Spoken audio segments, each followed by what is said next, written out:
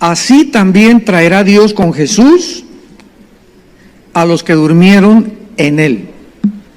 Por lo cual os decimos esto en palabra del Señor, que nosotros que vivimos, que habremos quedado hasta la venida del Señor, no precederemos a los que durmieron, porque el Señor mismo, con voz de mando, con voz de arcángel y con trompeta de Dios, descenderá del cielo, y los muertos en Cristo resucitarán primero.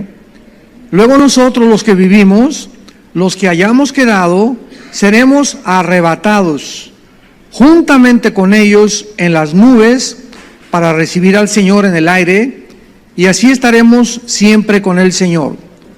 Por tanto, alentaos los unos a los otros con estas palabras. Pero acerca de los tiempos y de las ocasiones, no tienen necesidad, hermanos, de que yo les escriba, porque vosotros sabéis perfectamente que el día del Señor vendrá así como ladrón en la noche, que cuando digan paz y seguridad, entonces vendrá sobre ellos destrucción repentina, como los dolores a la mujer encinta, y no escaparán. Mas vosotros, hermanos, no están en tinieblas para que aquel día los sorprenda como un ladrón. Porque todos vosotros sois hijos de luz e hijos del día. No somos de la noche ni de las tinieblas. Por tanto, no durmamos como los demás, sino velemos y seamos sobrios. Pues los que duermen de noche duermen, y los que se embriagan de noche se embriagan. Pero nosotros, que somos del día, seamos sobrios, habiéndonos vestido con la coraza de fe y de amor, y con la esperanza de salvación como yelmo. Porque no nos ha puesto Dios para ira, sino para alcanzar salvación por medio de nuestro Señor Jesucristo, quien murió por nosotros para que ya sea que velemos o que durmamos, vivamos juntamente con Él. Por lo cual, anímense unos a otros y edifíquense unos a otros, así como lo hacen. Muy bien.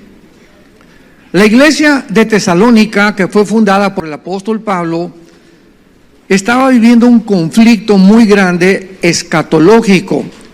La palabra escatología es un término teológico que significa escatos en el griego, más allá, logos, conocimiento. Entonces, la rama de la escatología en la Biblia es la que se encarga de enseñarnos las cosas que van a suceder en el futuro, o sea, las profecías de los últimos tiempos, que son los tiempos que tú y yo estamos viviendo en esta hora. Los tesalonicenses, la segunda carta que les manda Pablo después, pero es otra cosa, estaban creyendo que no entendían que los que habían muerto estaban conscientes. Entonces habían muchos cristianos que se morían y se entristecían porque no había la información que tenemos ahora, que hay después de la muerte.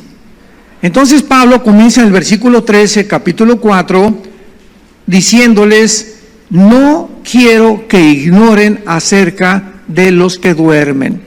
La palabra dormir en la Biblia no implica cesación de existencia. Esto es muy importante. La palabra dormir en la Biblia implica simplemente separación. Somos un espíritu, tenemos un alma, vivimos de un cuerpo. Soy espíritu, tengo un alma, vivo dentro de un cuerpo. El cuerpo es el envase, es una casa temporal que se está deshaciendo todos los días por la ley física que se llama la entropía, que es la segunda ley de la termodinámica, que implica que todo sufre un deterioro o un desgaste. El universo que nos rodea, el Sol, está perdiendo millones de toneladas masa cada segundo. Si tú volteas al cielo y ves una estrella, no es la estrella la que estás viendo el reflejo de una estrella que ya desapareció. Pero como tardan cientos de años en llegar la luz a la Tierra, estás viendo algo que ya no existe, pero que existió en el mundo cósmico que nos rodea. Tú desde que naciste y yo desde que nací, comenzamos a morir celularmente. Los edificios tienen que pintarse, tienen que repararse, tu carro le tienes que cambiar el aceite, todo se echa a perder. Las flores nacen, produce la flor la planta, en la tarde tiene su gloria y en la noche se seca. Así es la ley de la entropía, o la segunda ley de la termodinámica, físicamente, a la cual la Biblia se adelantó. Entonces, no queremos que ustedes sepan lo que le pasa a los que mueren. Se murió tu tío, se murió tu hermano, se murió tu padre, se murió tu madre, pero eran cristianos.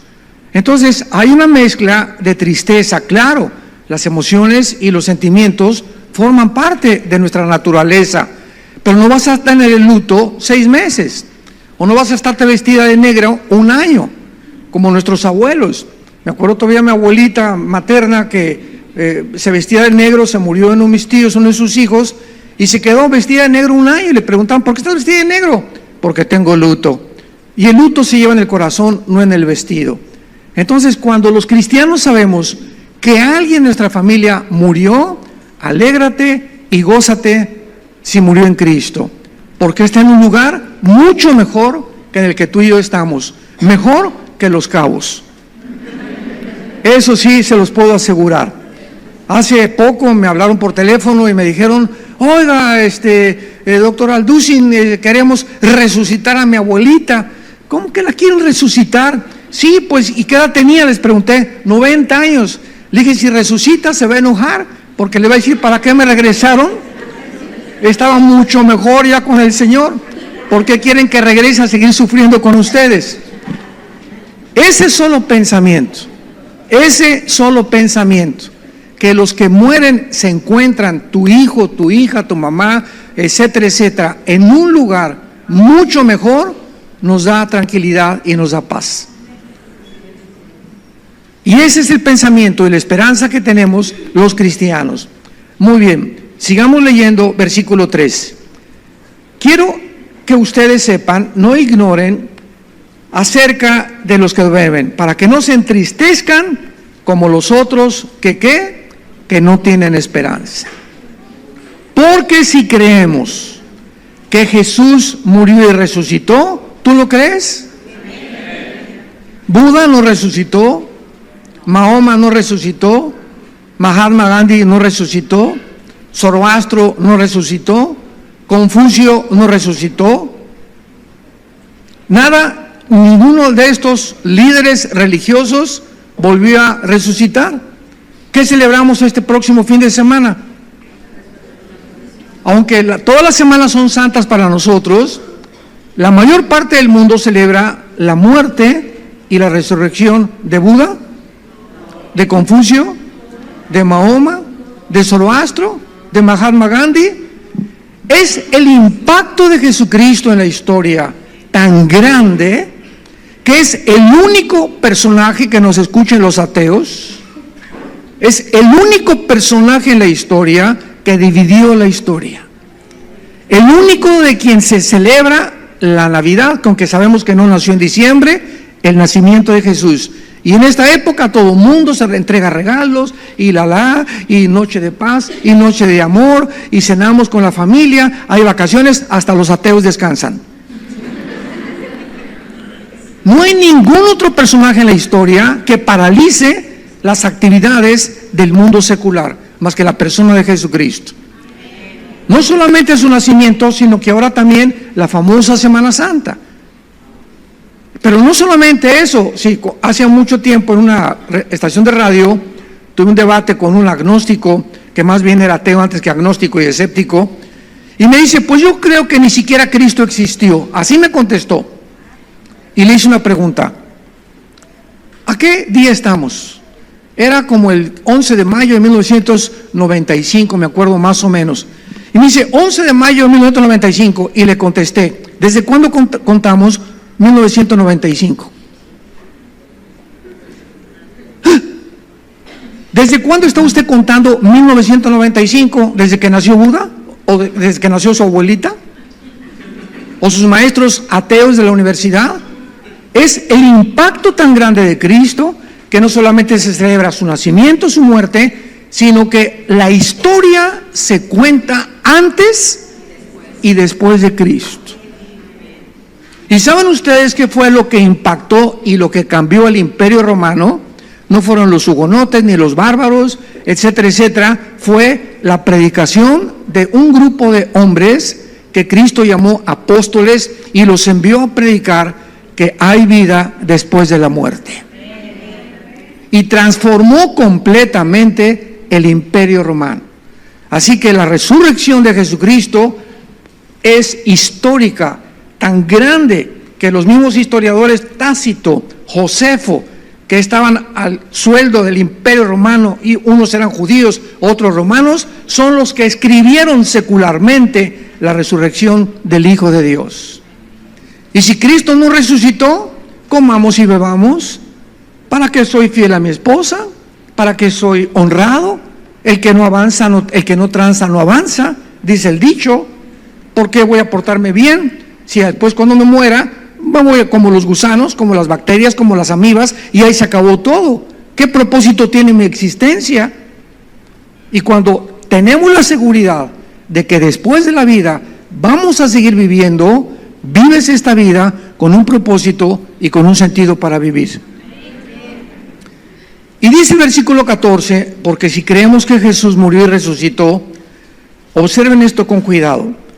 Así también traerá Dios, cuando venga Cristo, va a traer Cristo a los que durmieron en Él. ¿Qué significa esto? Que en el arrebatamiento de la iglesia, en el rapto de la iglesia, solamente vamos a resucitar desde Pentecostés hasta nuestros días. Porque la iglesia en el Antiguo Testamento no existía. Existía el pueblo de Israel. Israel rechaza a Dios, a Jesucristo, al Mesías, y Dios entonces los deja a los judíos temporalmente y forma una entidad absolutamente nueva que se llama la iglesia. En el día de Pentecostés, Hechos capítulo 2. Entonces, cuando alguien es cristiano, se dice que estamos en Cristo. En el Antiguo Testamento, Cristo no entraba a vivir dentro de la gente. En el Antiguo Testamento, el Espíritu Santo no moraba dentro de las personas permanentemente como lo hace con nosotros. Venía el Espíritu Santo sobre Sansón, y Sansón pues no era como Rambo, ¿verdad? Que los músculos no eran los que les daban la fuerza a Sansón. Tal vez era flaquito Sansón, porque su fuerza era cuando el Espíritu Santo entraba, agarraba a los leones y los hacía como chivos, ¿verdad? Los mataba. Cargó una puerta de casi 250 kilos Sansón, pero sí iba el Espíritu Santo, y Sansón era un hombre como tú y como yo. Venía el Espíritu Santo sobre David y escribió el Salmo 22. Dios mío, ¿por qué me has desamparado? Sobre mi ropa echaron suertes, mi corazón son como la cera, me miran como los toros de Basán, etcétera, etcétera. 1000 años antes que Cristo muriera, David estaba en el Salmo 22 describiendo su crucifixión. Impresionante. Pero ahora, bajo el Nuevo Testamento, el que recibe a Cristo, el Espíritu Santo entra a nuestra vida y no se va a salir nunca hasta el día que resucitemos. Efesios 1, 13 y 14. Nos sella el Espíritu Santo, nos marca el Espíritu Santo como propiedad, somos propiedad de Dios. Y nada, ni nadie, ni ángeles, ni demonios, ni la desnudez, ni la pobreza, ni la persecución nos podrán separar jamás de Cristo Jesús. Esto es muy importante para que entiendan ustedes que los santos de Adán a Pentecostés van a resucitar al final de la tribulación. Hay varias resurrecciones en la Biblia, no nos da tiempo de tener una enseñanza de las resurrecciones, pero esto para que puedan ustedes tener una idea claramente que en el rapto únicamente nos vamos los cristianos y los que murieron antes de nosotros. Versículo 15. Por lo cual os decimos esto en palabra del Señor, que nosotros que vivimos, que habremos quedado hasta la venida del Señor, no precederemos a los que durmieron, porque el Señor mismo, con voz de mando, con voz de arcángel y con trompeta de Dios, descenderá del cielo y los muertos en Cristo resucitarán primero. Supongamos que ahorita saliendo de la iglesia viene Jesucristo. Nadie lo va a ver porque el arrebatamiento, Él viene en el cielo invisible. Se va a oír una trompeta que solo tú y yo vamos a escuchar. No es la de los mariachis, Va a ser la trompeta y va a venir el arcángel Miguel con Cristo y con todos sus ángeles. Muy bien. Si tu esposa murió ayer, o tu hijo murió antier, o tus padres murieron hace 5 o 10 años, ellos van a resucitar primero. Y van a salir de sus tumbas y se van a unir con su espíritu y con su alma en el aire con Cristo. E inmediatamente nosotros, los que estamos vivos, vamos en milésimas de segundo a ser transformados con cuerpos glorificados. Se va a quedar tus zapatos, tus guaraches, tu anillo de casado, todo se va a quedar ahí en el suelo. Aviones van a chocar porque los pilotos desaparecieron. Va a haber un conglomerado de accidentes en las carreteras por choferes que eran cristianos y chocaron. Va a haber un caos en el mundo y todos los científicos del mundo, ¿qué creen que van a decir como excusa de la desaparición de millones de personas? Se los llevaron los ovnis. Así que no es coincidencia que en los últimos años la aparición de los supuestos ovnis se haya multiplicado. Una vez me preguntaron, ¿y ustedes los cristianos por qué no creen en los ovnis? Mire, hermano, me dijeron, un señor muy famoso, me reservo su nombre, en México, que se dedica a la investigación de los ovnis. ¿Y ustedes por qué no creen en los ovnis? Si tenemos películas, tenemos videos, tenemos testimonios de pilotos comerciales, de astronautas, que son personas realmente preparadas mentalmente, muy educados, que no pueden inventar una cosa de que han visto objetos voladores no identificados. Y le dije, claro que nosotros creemos, pero no le llamamos ovnis, les llamamos obis, objetos voladores identificados. Porque aunque no negamos que un fenómeno existe, sabemos quién está detrás de ellos. Y los ovnis son materializaciones de la energía satánica. Los ángeles caídos que pueden hacer maravillas y milagros preparando al mundo para la desaparición de millones de nosotros cuando venga Jesús por nosotros en el arrebatamiento. Ahora, es importante lo siguiente: cuando morimos, ¿seguimos conscientes? ¿Qué pasa cuando morimos? ¿Estamos realmente dormidos o inmediatamente pasamos a la presencia de Jesucristo? ¿Qué es lo que pasa cuando morimos? ¿Nuestra alma y nuestro espíritu quedan en el cuerpo o es el cuerpo el que se convierte en polvo y el alma y el espíritu salen del cuerpo? Vayamos a Génesis capítulo 35 y veamos con la Biblia qué pasa después de morir.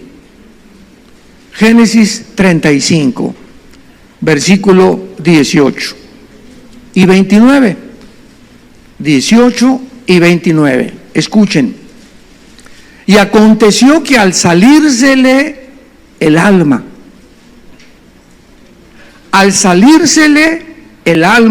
murió. Llamó su nombre Benoni, mas su padre lo llamó Benjamín. Los que trajeron su Biblia, que son dichosos y bienaventurados. A la palabra alma, ponle arriba o busca un lugar donde le ponga la palabra hebrea original, que es nepesh, en el hebreo, con N de Nancy, E de Enrique, P de Pedro, SH, nepesh, tal como suena. Nada más que la CH en el hebreo se pronuncia como J, se pronuncia nepej, como J. Y es la palabra en todo el Antiguo Testamento que se usa para el alma, nepej, nepesh. Versículo 29. Y exhaló Isaac el espíritu y murió, y fue recogido a su pueblo, viejo y lleno de días, y lo sepultaron Esaú y Jacob sus hijos. Apunta en la palabra espíritu, la palabra hebrea ruach, tal como suena, R-U-A-C-H, ruaj se pronuncia. Inmediatamente, ¿qué notamos aquí? Que el Espíritu Santo menciona dos palabras etimológicamente, que es el estudio de las raíces de las palabras, completamente diferentes. O sea, el espíritu es completamente diferente al alma. Y la Biblia, damas y caballeros, santos de Dios, es el único libro de los billones de volúmenes de literatura que existen en las librerías en el mundo, es el único libro que nos dice quiénes somos. ¿De qué elementos está formado el cuerpo humano? Sigmund Freud, el padre de la psicología, por ignorar esto, atribuyó los problemas a la psique, a la mente, y quiso comenzar a curar a sus enfermos de neurastenia, hipnotizándolos, bloqueando su consciente para meterse al subconsciente, para ir al inconsciente, regresarlos al consciente y curarlos, y fracasó. Sigmund Freud a la 1 de la mañana se levantaba gritando, y las mismas apariciones que tuvo Hitler las tenía Sigmund Freud. ¿Por qué? Porque ¿quién va a saber cómo estamos formados? Sino el Creador. ¿Un psicólogo? ¿Un psiquiatra? ¿Un científico? Por más que el hombre investigue, ¿cómo podemos saber lo que hay dentro en el área espiritual? Y Dios nos dice, apúntalo, somos espíritu, tenemos un alma, vivimos dentro de un cuerpo. Rápidamente vamos a explicar la diferencia. El alma es el asiento, los que quieran apuntarlo, de las emociones, de los sentimientos, de la voluntad y del intelecto. El alma es donde se encuentran tus emociones, tus sentimientos, tu voluntad y tu intelecto. Es y se conoce también como la mente, la psique. El espíritu es la parte inmaterial también del ser humano, a través de la cual conocemos a Dios. Servimos a Dios y adoramos a Dios, porque Dios es espíritu y no se le puede conocer a través de la mente. La mente está limitada porque nacimos con la mente distorsionada, nuestros sentimientos, nuestra voluntad, nuestras emociones están completamente chuecas. Y mediante mi investigación científica e intelectual, ningún ser humano va a poder conocer a Dios ni a entender la Biblia. El Espíritu Santo tenía que entrar a nuestra vida, a nuestro espíritu, prenderle el foco porque nacimos apagados, muertos espiritualmente. Nos vino a prender, a hacer la luz. Y cuando yo recibí a Cristo hace 49 años, este año cumplo 46 de predicar el Evangelio en casi todo el mundo. Cuando Cristo entró a mi vida, yo era comunista, el Che Guevara, el socialismo, y estudiaba a Buda, y estudiaba a los grandes iniciados, y el Oxan Rampa, el cordón de plata, y que me quería meter hongos con doña Sabina en Oaxaca para ponerme hasta atrás, etcétera, viaje del LCD, ¿verdad? Y cosas así, y buscando la verdad. Yo estaba decepcionado de la religión, porque crecimos, yo quería ser cura a los 13 años, me decepcioné tan grande de la iglesia que me volví ateo, por ignorar jamás en la vida. Mi papá era muy religioso, muy religiosa mi familia, nunca habíamos leído la Biblia. Nos habían enseñado, ¿verdad?, lo que le enseñan a la gente los curitas o los padrecitos, puras tonterías. Pero cuando vienes a Cristo y entra a tu vida, se destapa algo en la mente, que es el Espíritu el que te lo puede destapar, y vienes a la Biblia y comienzas a tener luz. Comienzas a entender la vida. Que no debo tratar a mi esposa como la había tratado. Que la mujer es un vaso frágil y tengo que vivir con ella en sabiduría para que mis oraciones no tengan estorbo. Que mis hijos necesitan mi ejemplo. Que necesito hacerme amigo de mi hijo, principalmente varón, para que él pueda hacerse mi amigo y yo pueda tener confianza con él y pueda él seguir mi ejemplo. Que en mis negocios tengo que ser honrado. Si quiero que Dios me bendiga, voy a tener que ser honrado, aunque al principio cueste, a la larga es la bendición. Así es en todas las cosas de la vida. Ya no veo la política ¿y ahora quién va a ganar? Pues va a ganar Trump y va a ganar Biden, demócratas, comunistas, socialistas, anarquistas, monarquías. Ningún sistema de gobierno va a funcionar nunca.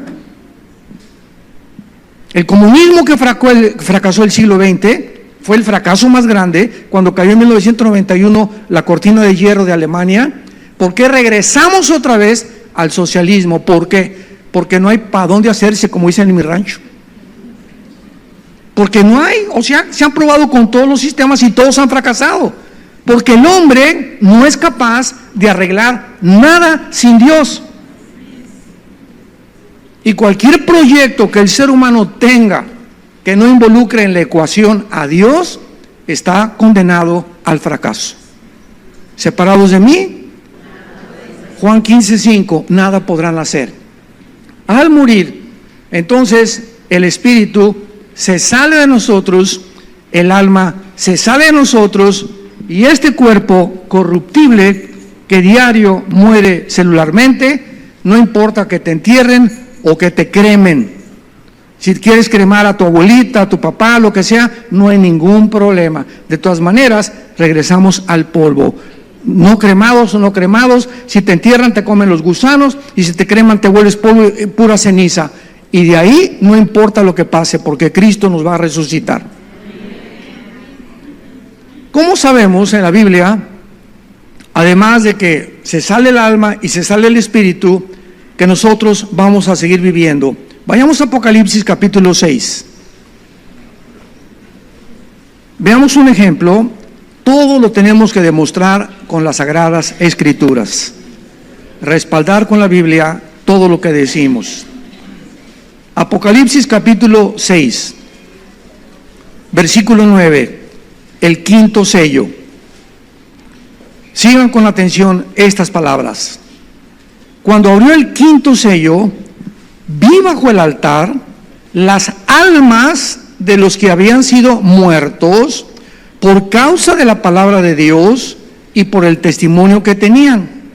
Y clamaban a gran voz diciendo: ¿hasta cuándo, Señor, santo y verdadero, no juzgas y vengas nuestra sangre en los que moran en la tierra? Y se les dieron vestiduras blancas, y se les dijo que descansaran todavía un poco de tiempo hasta que se completara el número de sus consiervos y sus hermanos que también habían de ser muertos como ellos. El apóstol Juan, hace 2000 años, viaja en el futuro 2000 años y ve todo cómo va a terminar el mundo y la historia humana, y lo deja impreso en el libro del Apocalipsis. Y el apóstol Juan fue sacado de su cuerpo y en su espíritu fue trasladado al tercer cielo, porque hay el tercer cielo, que es las habitaciones de Dios y los ángeles, el segundo cielo, que es el cosmos, y el primer cielo, que es el cielo atmosférico, donde tú y yo vivimos de la atmósfera hacia abajo. Entonces hay el primer cielo, el segundo cielo y el tercer cielo. Esto lo encuentran en el 2 Corintios 12, del 1 al 3. Entonces Juan es sacado de su espíritu y él ve en el cielo a las almas, seres humanos que habían muerto, como tú y como yo, y estaban conscientes, platicando con Dios, y seguían haciéndole preguntas a Dios. Señor, ¿hasta cuándo vas realmente a acabar con tanto crimen y con tanta injusticia y con tantas violaciones en el mundo? O sea, los muertos que están ahorita en el cielo se dan cuenta de muchas cosas que pasan en la tierra y están esperando la segunda venida de Jesucristo a nosotros después de la tribulación, para que podamos nosotros ya todos juntos reinar con Cristo en el milenio. Y noten ustedes que se encontraban desvestidos en el cielo. ¿Qué significa esto? ¿Que estaban en bikini? ¿O en traje de baño? ¿O los agarró en Los Cabos, en la playa, el rapto? Se les dieron vestiduras blancas, porque cuando tú mueras, tu cuerpo desaparece, ¿correcto? Vamos a ver más adelante qué tipo de cuerpo vamos a tener. Y cuando lleguemos al cielo, pues nuestro cuerpo todavía no ha resucitado, porque es hasta el rapto cuando va a haber la resurrección. Entonces hay un cuerpo, 1 Corintios 5, temporal en el cielo, con el cual dice la Biblia, tú no puedes vestir a un fantasma, ¿verdad? O a Gasparín. Entonces tenían cierta posición o cierta proyección espiritual, que necesitaban un vestido para estar esperando a los que murieran como mártires, igual que ellos. Entonces la Biblia es clarísima en cuanto a que cuando tú mueras vas a seguir siendo Pancho Pistolas, vas a seguir siendo Doña Chole, vas a seguir siendo Carmelita, Carlos, Juan, yo voy a seguir siendo Armando. O sea, en cuanto se nos va a dar otro nombre, desde luego, no el nombre muchas veces feo que nos pusieron, pero el nombre de Dios que Él tiene para nosotros. Pero mi persona, tu personalidad seguirá siendo la misma, transformada y corregida y llegada a la madurez. Pero te vas a acordar y vas a saber muchas cosas cuando tú mueras. Y vas a saber, cuando lleguemos al cielo, ahí está Adán. Yo no conozco a Adán y no había Twitter en aquellos tiempos. Ese es Elías, ese es Moisés, ese es Malaquías, ahí está. Vamos a reconocernos a todos. ¿Cómo? Si nunca los vimos. Se llama intuición espiritual. ¿Se acuerdan en el monte de la transfiguración? Que Cristo sube a un monte y se cambia de forma y se resplandece como si estuviera glorificado y aparece acompañado por Elías y por Moisés. ¿Se acuerdan?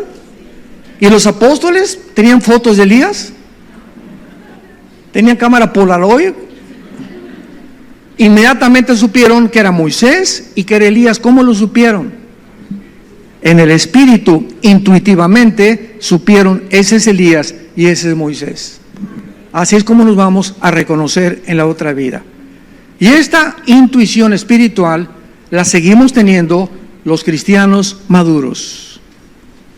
¿De qué estoy hablando? Tú puedes, como cristiano, ver a una persona, platicar con ella y puedes discernir su condición en la que se encuentra delante de Dios por la pura mirada. Los ojos son la lámpara del cuerpo y en tu mirada tú reflejas odio o rencor o amargura o paz o serenidad, y además otra cosa que reflejamos es la transparencia. Hay personas que tú los ves y tienen la mirada velada, o sea, algo esconden, pero tú sabes que no son transparentes, que no son sinceros, que no son tal como son, fingen o tienen otra posición para poder actuar delante de la gente. ¿Por qué? Porque su alma la tienen sucia. La lámpara de los ojos es el cuerpo, y la condición de nuestro cuerpo se manifiesta a través de nuestra mirada. Ahorita puedo verlos a todos ustedes y decirles cómo andan. Muy bien. Ahora regresamos a 1 Tesalonicenses y dice el versículo 17, primera de Tesalonicenses 4:17. Luego nosotros, ya vimos que primero resucitan de Pentecostés a nuestros días todos los que han muerto en Cristo, o sea, los que pertenecieron a la iglesia. Luego nosotros, los que vivimos, los que hayamos quedado, seremos arrebatados. Esta palabra apunta, es la palabra griega arpazo, con Z, como si fuera el arpazo de un tigre, de un león. Y en el griego la palabra arpazo significa ser sacado súbitamente de en medio. Es como cuando hay un secuestro, ¿verdad? Un secuestro, llega alguien, agarra a una persona y ¡pum!, la meten en un coche o se la llevan. Fue arrebatado. Y así se describe como viene Cristo por nosotros. De repente vendrá Jesús y ¡pum!, millones de personas, así ¡pum!, vamos a verlo en segundos, vamos a estar en el cielo con Él. Veamos esta verdad en 1 Corintios capítulo 15, que donde el apóstol Pablo lo describe con más detalles. 1 Corintios 15, versículo 51 al 53. He aquí os digo un misterio. No todos dormiremos, pero todos seremos transformados. ¿Saben qué significa la palabra misterio? Es la palabra griega musterión, que significa una verdad no revelada. Una verdad no revelada. La verdad del rapto y del arrebatamiento de la iglesia, el Espíritu Santo se la reveló a una sola persona. No a Pedro, no a Juan, no a Santiago, a ninguno de los apóstoles le plació al Espíritu Santo revelarle esta verdad para que detallara y escribiera esta doctrina al apóstol Pablo. Entonces, cuando dice Pablo, les voy a dar una verdad que no se conocía en el Antiguo Testamento, es lo que significa. Bajo el Antiguo Testamento no estaba revelado, ni se encuentra en el Antiguo Testamento el rapto de la iglesia. Esta doctrina no se conocía, es algo nuevo que Dios le da a Pablo para nuestros días. ¿Cuál es esta verdad, Pablo? Que no todos vamos a morir, sino que todos vamos a ser transformados. ¿Qué verdad le reveló Dios a Pablo? Que habrá una generación, que tal vez seamos nosotros, que no vamos a gustar lo que es morir. ¿Serás tú? ¿Tú estarás en esta generación? ¿O en este momento, si Jesús viene hoy en la noche, estás tú preparado para encontrarte con el Señor? Habrá una generación que no vamos a morir, pero al mismo tiempo habrá una generación que, como no vamos a morir, vamos a ser transformados. Versículo 52, en un momento, en un abrir y cerrar de ojos, a la final trompeta, porque se tocará la trompeta y los muertos serán resucitados incorruptibles y nosotros seremos transformados. En milésimas de segundo, este cuerpo que tiene sangre, la vida de mi cuerpo y tu cuerpo es en la sangre, que estamos envejeciendo, encaneciendo todos los días, en segundos de repente desaparecemos y estaremos en el aire con Cristo, con cuerpos completamente iguales. ¿A quién crees que se van a parecer? ¿A Rambo? ¿A Madonna? ¿Cómo serán nuestros cuerpos después de que nosotros muramos? ¿Te interesa saber? Más te vale que te interese. Veamos la Biblia en Filipenses capítulo 3 para que el mismo apóstol Pablo nos revele cómo va a ser nuestro cuerpo. Filipenses 3, 20 y 21. Mas nuestra ciudadanía está en los cielos, de donde también esperamos al Salvador, al Señor Jesucristo, el cual transformará el cuerpo de la humillación nuestra para que sea semejante ¿a quién? Nuestro cuerpo nuevo, resucitado, tendrá las mismas características del cuerpo nuevo glorificado que tuvo Jesucristo, el Hijo de Dios. Pregunta número 2. ¿Qué características tenía Cristo cuando resucitó? Bueno, en primer lugar, cuando estaba en la cruz colgado Jesús, los soldados romanos tenían el deber y la responsabilidad de que los crucificados estuvieran muertos, porque si bajaban a alguien que estuviera medio vivo o que no hubiera muerto, era pena de muerte para los soldados romanos. Los condenaba, los acuartelaban y los mataban. Entonces los soldados romanos recorrían las cruces y con un tipo de cachiporra como un bate de béisbol les golpeaban las rodillas o los meniscos de las piernas para que entonces el cuerpo, si no estaban muertos, se aseguraran al romperle las rodillas, el cuerpo se colgaba, y si no estaban muertos, se morían de asfixia en menos de 1 minuto. Y los bajaban de la cruz. Sin embargo, la Biblia dice en Deuteronomio que a Jesús no le iban a romper ni un hueso. Entonces, el encargado de la crucifixión de Cristo fue un centurión romano. Tal vez sea el que menciona y que se convierte en Hechos capítulo 10. Es posible, no lo sabemos. Pero el centurión romano, experto en muerte, se acerca a Jesús y sabe que está muerto. Ya estaba completamente Jesús, ¿por qué me has desamparado, Dios mío? Y expiró y entregó su espíritu a Jesucristo. Sin embargo, el mismo centurión romano tenía que asegurarse. Entonces agarró una lanza y de la izquierda a la derecha atravesó todo el costado a nivel del corazón del cuerpo de Cristo.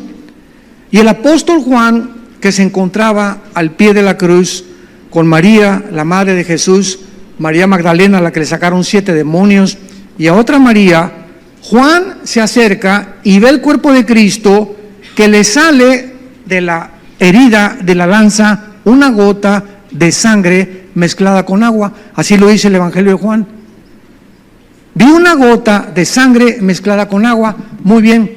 De acuerdo a la cardiología del siglo XXI, ¿qué significa cuando la sangre se mezcla con agua? Y pregúntale a tu cardiólogo. Implica que el pericardio, que es la capa que envuelve el corazón, ha sido rota. El corazón está envuelto en una capa que se llama el pericardio. Entonces, eso implica que todo aquí, ¿verdad?, estaba completamente roto, y eso es una indicación de que la persona realmente había muerto. Ahora, muy bien. Cuando nosotros vemos eso, la pregunta que sigue es la siguiente: ¿de qué murió Cristo? Se los aseguro, 1 de cada 100 personas sabe la respuesta. No murió de asfixia, no murió de sangramiento, aunque ya no tenía sangre. ¿Qué fue clínicamente lo que le ocasionó la muerte? Porque ahora oímos, ¿verdad? Murió de un paro cardiopulmonar, un paro cardíaco, un trombo en el cerebro, etcétera, etcétera. Así se diagnostica la muerte actualmente. Pero, ¿de qué murió Cristo? Y la Biblia nos dice de qué murió Cristo. ¿Qué le ocasionó a Jesús morir? Separarse de su Padre y separarse de su cuerpo en espíritu y en su alma. Y nos da la respuesta el Salmo 22, escrito por David 1000 años antes, y ahí dice: mi corazón fue como la cera. La muerte de Cristo se debió a que en el momento que tus pecados y tus pecados y tus pecados y mis pecados fueron puestos sobre de él, el corazón le explotó. Murió de dolor moral. Dicen que uno de los dolores más grandes que hay es en un parto para una mujer. Pero eso fue un dolor tan grande moral, no físico, era moral, que no lo aguantó, le explotó el corazón. Y Juan escribió: una gota de sangre mezclada con agua salió, porque la membrana que rodea el corazón explotó literalmente dentro de él, de su anatomía, y le provocó la muerte. Al recibir, el que no conoció pecado, por nosotros se hizo pecado, para que nosotros fuéramos hechos la justicia de Dios en él. Despreciado y desechado entre los hombres, varón de dolores, como que le escondimos del rostro, fue menospreciado y no lo estimamos. Mas él herido fue por nuestras rebeliones, molido por nuestros pecados. Y tus pecados, tus adulterios, tus robos, tu homosexualidad, tu lesbianismo, tu tranza, tu odio, tus abortos, todo lo que tú hayas hecho en tu pasado, fueron puestos sobre la persona de Cristo. Para que Dios te diga en esta mañana: te amo de tal manera que todo lo que hayas hecho, no importa en tu pasado, queda borrado, porque el que está en Cristo, nueva criatura es. Eso es gracia. Esa es la gracia.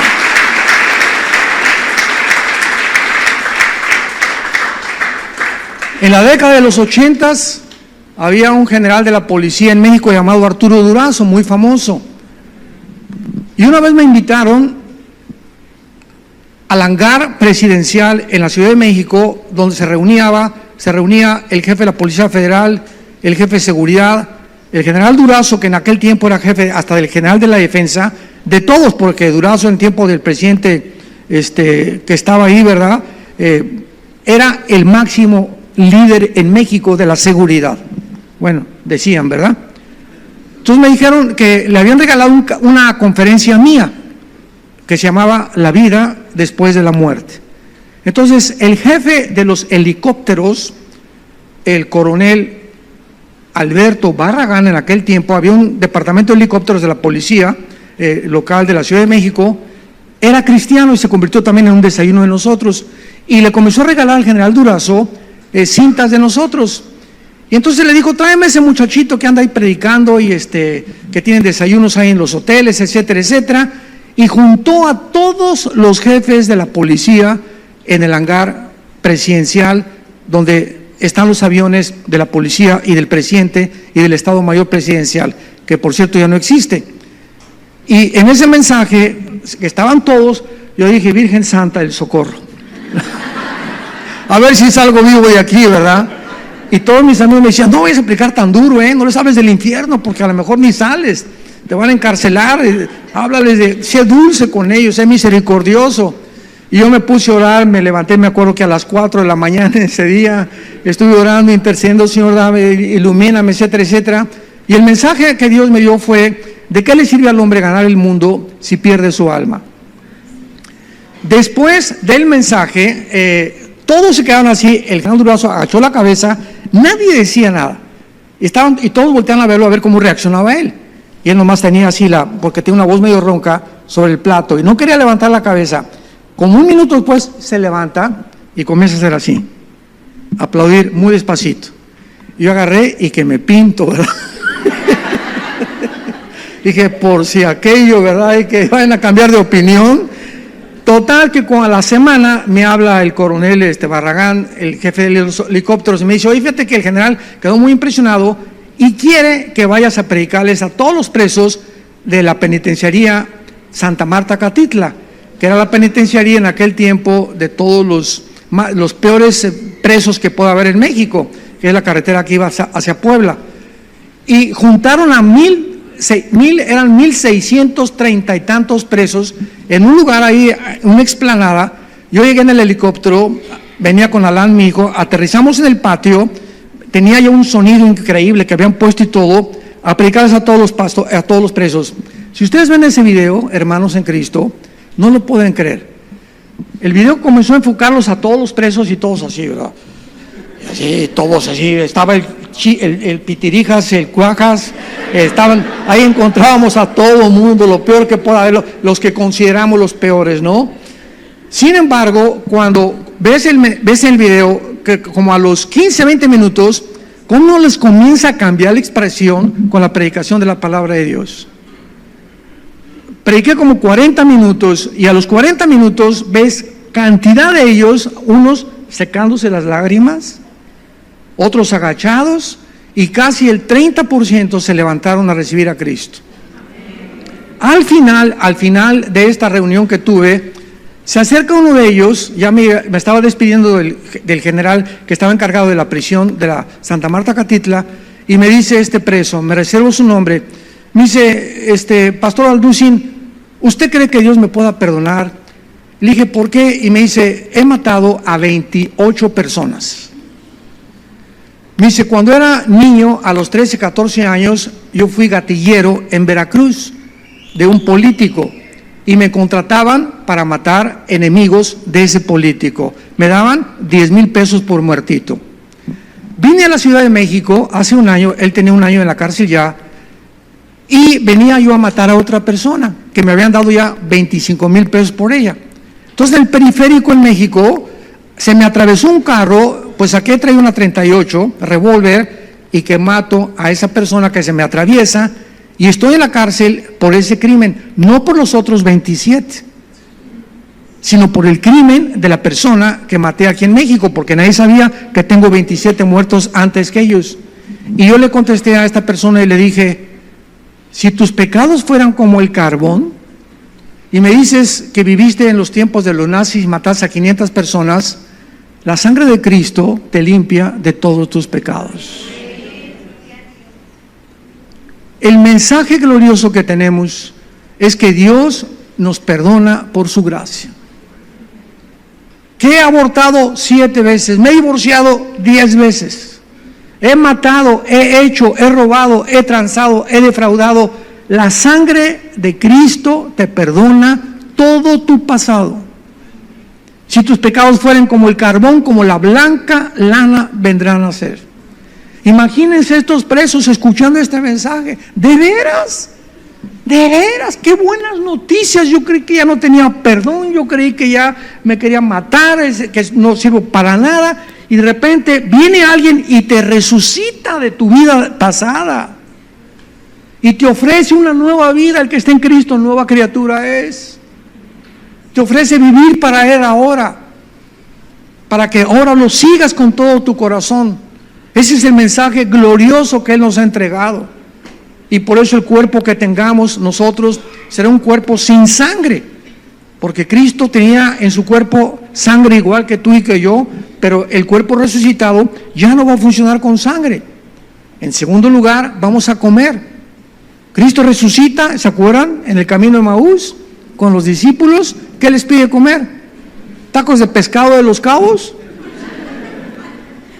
¿O quesadillas de Huitlacoche? Come pez, pescado y miel. El cuerpo nuevo de Cristo que vamos a tener va a tener otro sistema digestivo, pero vamos a seguir comiendo. Los ángeles, Génesis 18, comieron con Abraham y con Sara, y les hizo un cabrito a Dios que bajó en forma de hombre, y a los ángeles comieron comida con Abraham y con Sara, los seres que viven en otra dimensión. En tercer lugar, cuando Cristo resucita, atraviesa la pared de los discípulos donde se habían reunido, y aquí con esto terminamos. Y ahí estaba Tommy Boy, y él dijo: a mí no me vengan con cuentos ni con tonterías, hasta que no ponga mis manos en sus manos y no ponga su mano en su costado, no voy a creer. Entonces estaban reunidos, escondidos, creyendo que los romanos vendrían por ellos tarde o temprano también, y Cristo atraviesa las paredes y le dice a Tommy: come here, ven para acá. Escuchen, vean esto con atención. Jesús le dice a Tomás: pon tus manos en mis manos. Y cuando Tomás pone sus manos en las manos de Cristo, no lo atraviesa.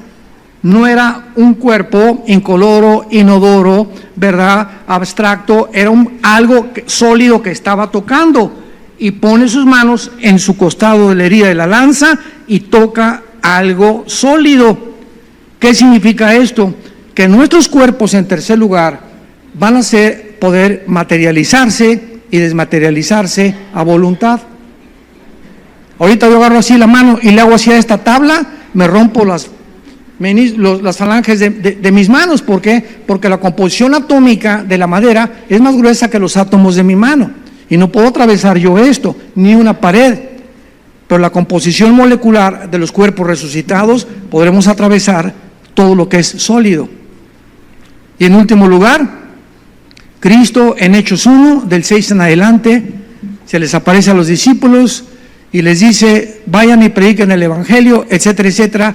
Y comienza Cristo a elevarse y a vencer la ley de la gravedad. Se llama la ascensión. Los ángeles les dicen a los apóstoles: ¿por qué ven a este que se va? Así como se fue, así vendrá físicamente otra vez por ustedes. O sea, las leyes cósmicas de la fuerza nuclear, de la gravedad y de la gravitación que nos gobiernan a los seres humanos ya no tendrán poder sobre nosotros en la otra vida. Y después del milenio vendrán los cielos nuevos y la nueva tierra, donde ya no sabemos cómo serán, pero Dios cambiará el cosmos completamente para que nosotros, los cristianos, que nos sentimos tan como hormiguitas y tan insignificantes, tendremos un grado mucho más grande que los mismos ángeles. porque a nosotros se nos entregará el gobierno del universo.